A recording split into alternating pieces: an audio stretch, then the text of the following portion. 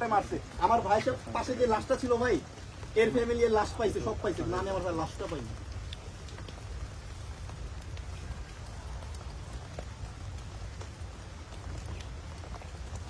আমি আমার ভাই লাশটা পাইনি ভাই, এটা আমার সারা জীবনের আফসোস। মৃত্যু আগ পর্যন্ত মানে বললাম যে কুনি আসিনা আমাদের এমন কষ্ট দিয়ে গেছে ভাই, আমৃত্যু পর্যন্ত আমি তো ভাই ছেলে মানুষ, আমি তো কাঁদতে পারি না ভাই।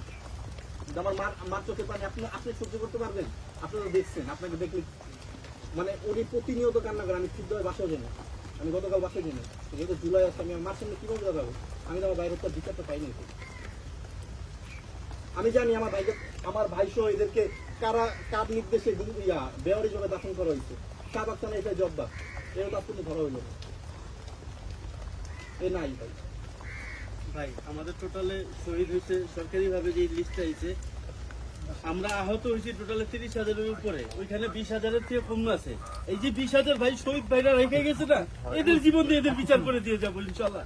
আমিও কিন্তু ভাই একজন আহত, এইখানে যখন খারাই ভাই তখন এইখানে এরকম হইতে পারে।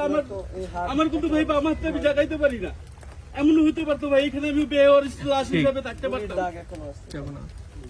আমার পুরো বডিতে মনে করেন মানে বাঁচবো কেউ বলে না। এই যে দেখেন পিছের হাড়, পুরো হাড় চলে গেছে আমার, এখান দিয়ে গুলি ঢুকে বের হয়ে গেছে। আমার পিছের হাড় এই বড় ফাঁকা হয়ে গেছে।